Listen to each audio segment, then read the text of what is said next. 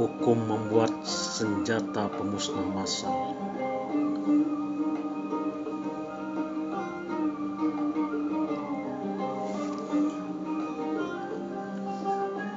Banyak pelajaran yang bisa kita ambil dari musibah virus corona.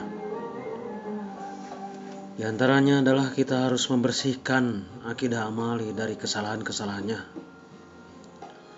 Karena akidah amali merupakan akidah yang paling sulit dibersihkan, yang lebih sulit daripada membersihkan diri dari virus corona. Sebagai contoh adalah sholat Jumat dan sholat berjamaah.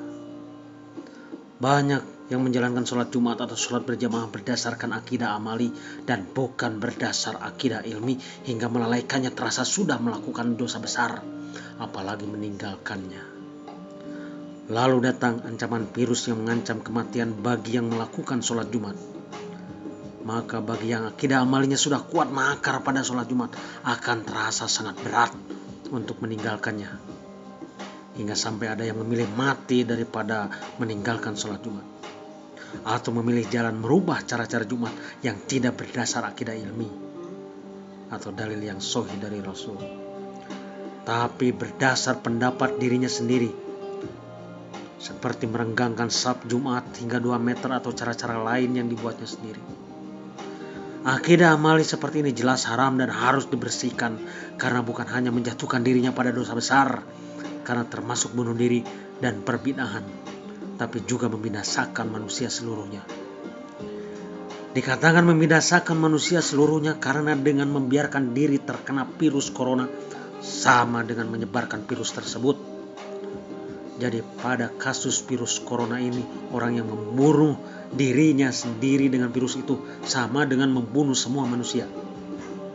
Hal ini juga sebagai pelajaran bagi manusia untuk mengingat kembali firman Allah yang menjelaskan tentang haramnya pembunuhan dari sejak anak Adam pertama yang dilaknat dengan firman-Nya.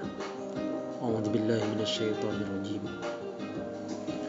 Min ajli dzalika, oleh karena itulah, katabna ala bani Israil, kami tetapkan pada Bani Israel, annahu man qatala nafsan bighairi nafsin, bahwasanya siapa yang membunuh jiwa bukan karena membunuh, au fasadin bil ardi, atau karena berbuat kerusakan di muka bumi, maka annama qatalan nasa jamia, maka seolah-olah dia telah membunuh manusia seluruhnya.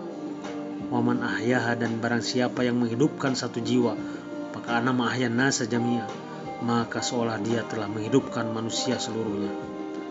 Walaqad ja'athum rusuluna bil bayyinati, sungguh telah datang kepada mereka utusan kami membawa penjelasan-penjelasan. Tsumma inna katsiran minhum ba'da dzalika fil ardi lamusrifun, kemudian sesungguhnya kebanyakan di antara mereka setelah itu berbuat melewati batas di muka bumi.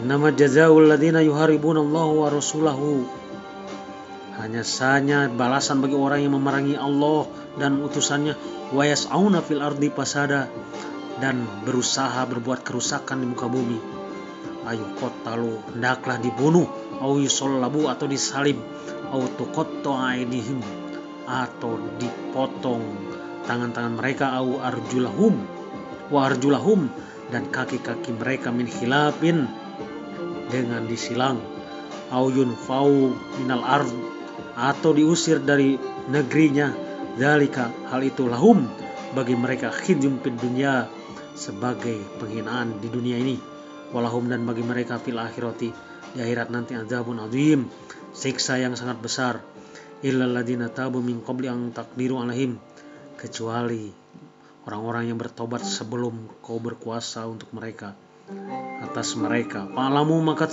ketahuilah oleh kalian, annallaha ghafurur rahim, sesungguhnya Allah Maha Pengampun lagi Maha Penyayang. Hal ini juga menjadi pelajaran untuk manusia, bahwa dosa membunuh itu bukan hanya saat dilakukan pembunuhan, tapi juga saat pembuatan senjata yang bukan hanya membunuh orang-orang yang memerangi, tapi juga orang-orang yang tidak berdosa, seperti pembuatan senjata pemusnah massal. Apalagi ada berita bahwa virus corona ini timbul karena ada negara yang terus meningkatkan kemajuan teknologi senjatanya. maka sangat dekat sekali semua ini sebagai teguran bagi manusia untuk tidak melewati batas-batas ketentuan yang maha kuasa.